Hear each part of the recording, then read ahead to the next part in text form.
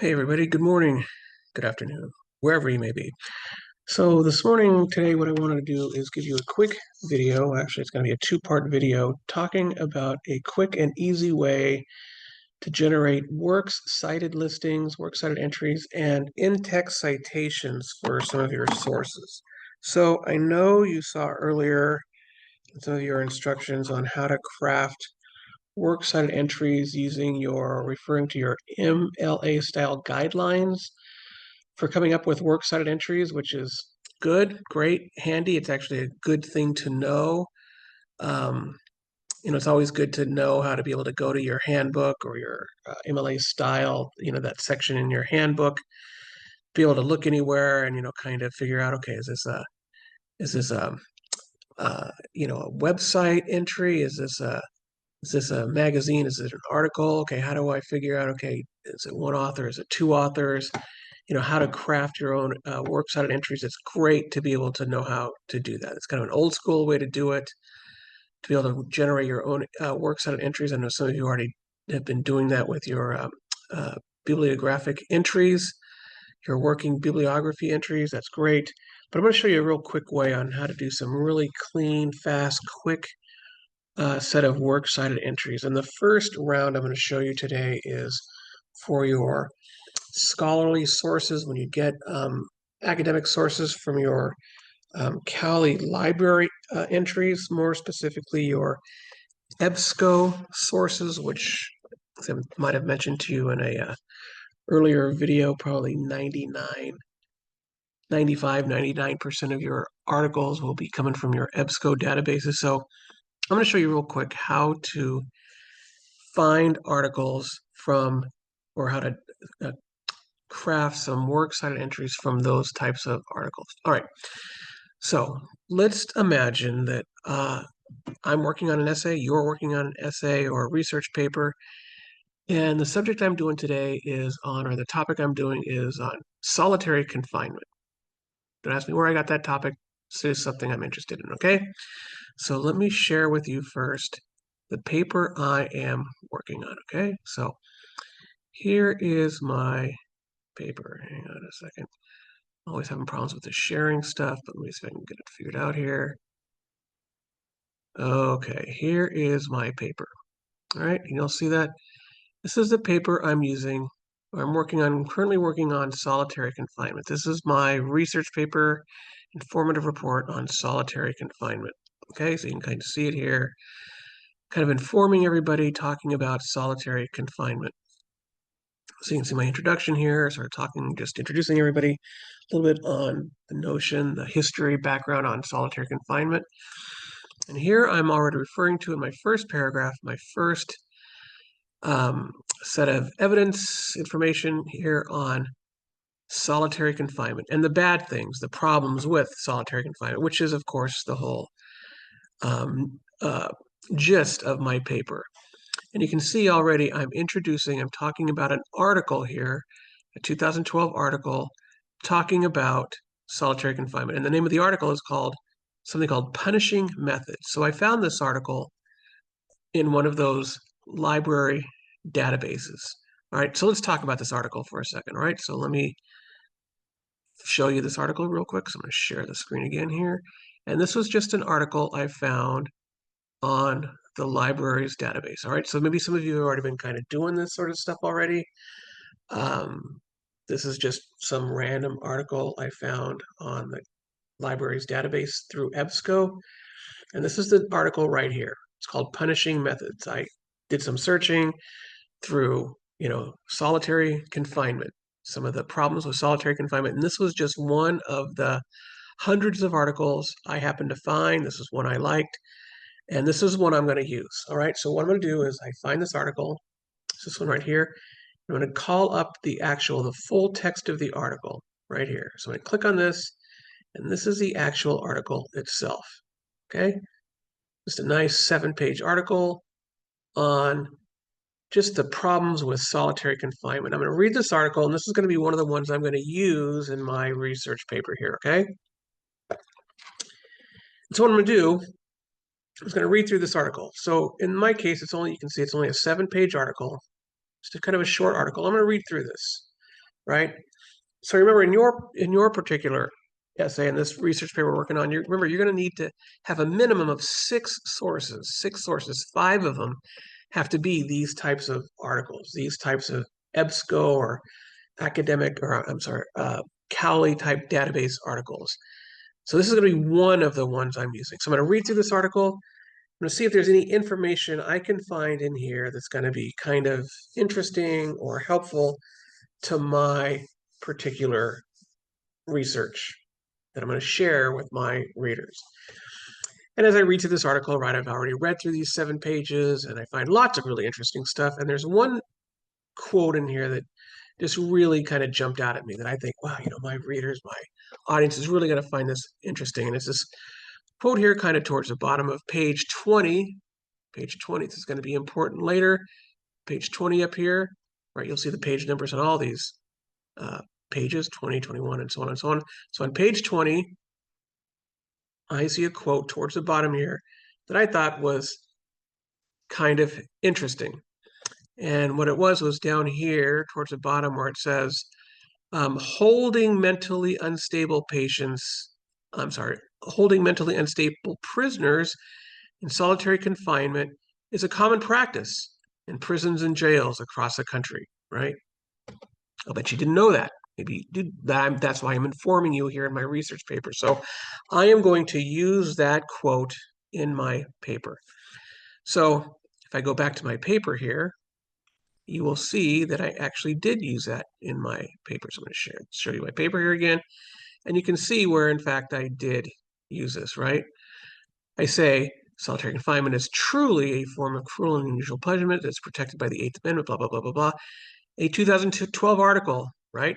There's the article here, punishment, suggests that, quote, right? It's a direct quote, so I'm using the quotation marks here. Holding mentally unstable prisoners in solitary confinement is a common practice in prisons and jails across the country. So that's that quote I just lifted from that paper, right? And then, of course, you always want to put something after the quote. You don't want to just ever just put the quote there and say nothing after it. I want to kind of give you my version of what I think that quote means. So that's why I say, not only is this the practice of holding and isolating inmates by themselves for extended periods of time becoming more and more commonplace across America, but an alarming trend of isolating inmates with a history of mental illness has been growing at an alarming rate. So that's just kind of, what I'm saying that quote means, right? So there's the quote. Now we're going to come back to this in just a second, but I told you that there's kind of a really cool, easy way that I want to cite that I want to put my works cited entry in here. So every time I use one of these sources, right, and again, you're going to be using lots of them. You're going to be putting at least 5. You might have more. You're going to find lots and lots of these sources. Every time I find one of these sources in here, I want to put this works cited entry into my paper. So how did I do that? Well, I'm going to go back to my paper here. So let's go back to my paper. And I want to start building right away. Whoops. I want to start building right away my works cited list. So how do I do that? So I'm going to go back here to my paper. And maybe some of you guys have done this before, but what I'm going to do is I'm going to go to the next new page. So what I generally do is I'll insert a page break and start on the next page. So here's my next new page. So now I'm on page 2. And here's my works cited list. You'll see it's centered here. By the way, there's a whole other video on how to do works cited pages. I think it's called Formatting an Academic Paper. You might want to look at that video. But now I'm on my works cited page. So now after my works cited title, I'm going to be here on the left margin, and I'm ready to start a works cited entry, right? So now when I'm ready to go start my works cited entry, I'm going to go back to that source, this punishing methods article I just had. So let's go back to that source. Check this out. You're going to love this. So go back to the source here. So I'm going to go back to my article. Here's this article.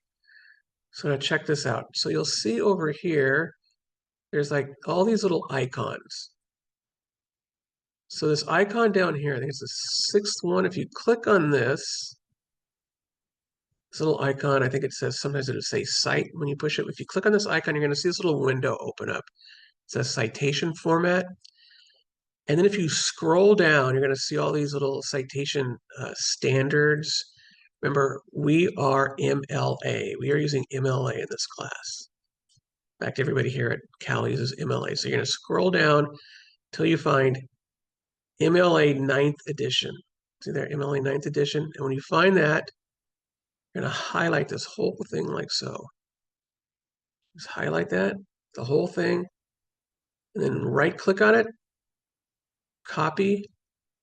Now we're going to go back to our essay.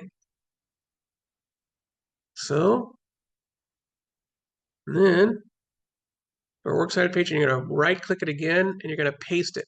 Now, don't just copy and paste. Don't just, copy paste like you normally do. But it's really important. See how I see that these little paste options come up? You want to merge it. You want to merge it, and that's that middle button. See how it says merge formatting there? And the reason is because I'll show you in a second. You're going to notice here when I click this middle button, this merge formatting, see how some things are italicized? This has a real big significance with MLA papers, these italics. Some things are italicized, some things are in quotation marks. That has a real big significance with MLA papers. We'll get to that a little bit later, but that is a big deal. You want to keep the formatting, intact. If you just copy and paste it, you lose all that formatting, and that's critical on these types of research papers. So don't just randomly copy and paste that. Keep the formatting, and make sure you hit that middle button, which merges the paste, okay? I know that seems kind of petty and kind of like, what the hell's the deal here? But it's important. You want to keep that formatting. So see how that nation, which is the title of the journal and the title of the database is in italics. Make sure you keep that, right? And there's one last step. I know, again, talk about all this pettiness. This is really crazy. Since this MLA article is more than 2 lines, this second line needs to be indented. That's called a hanging indent. So what you want to do is you want to indent the second line, and the easiest way to do that is, again, highlight this whole thing here. Then if you do a Control T on your computer, and it depends on what kind of computer you have, but most of them, if you do a Control T, it goes like voila. And then you get this really cool hanging indent. So that is a perfect citation, or a perfect, works cited entry. See how that looks? See how easy that is? It's a lot easier than going through your book and doing looking at your MLA style guide and trying to figure out how to do a works cited entry. It just does it nice and automatically for you, okay? So that is a works cited entry. And then the last thing you need to do, remember, is to come back up here and figure out your citation. So the reason I did that last is because once you have your works cited entry, it's very easy to figure out what your citation should be. If you do your works cited entry first, do your citations last, because every single time your citations are always based on the first element. These things are called elements. That's an element, that's an element, that's an element. These are all elements. Works cited entries are always based on the very first element of your works cited entry. So your citation is always the first element of your works cited entry. So to make your citation, you look at the first element, which is the author's last name. So you're going to come up here and put Stroud, and then the page number. Does anyone remember what the page number was from the quote we got? Anyone? Bonus points? Anyone? Well, let's just double check. I hear a bunch of shouts out there. Let's go back and just double check. Let's go back and double check. This is really important. Let's go back. Let's get rid of this thing. So remember, I got this quote down here on page, you guessed it, 20. So we come back down here, go back to our article, and over here, and then we'll put Stroud, page 20, just like that. So there's no comma in there, no PG or anything like that for page number. That is what a perfect citation looks like, okay? All right. So that is how you do a works cited entry and page number and in-text citation and all that stuff for a scholarly article or for an article on the library websites. And in fact, every library website you get has that handy little citation button. So you can do all of your works cited entries and all of your citations just like that. So I'm going to post another video that shows you what do I do if I get uh, um, uh, a source that's not on, the COWLEY database. What do I do then? Well, stay tuned and you'll see a video that shows you how to do that. All right. So I hope this helps. If you have any questions, let me know. All right. Good luck and we'll talk to you soon.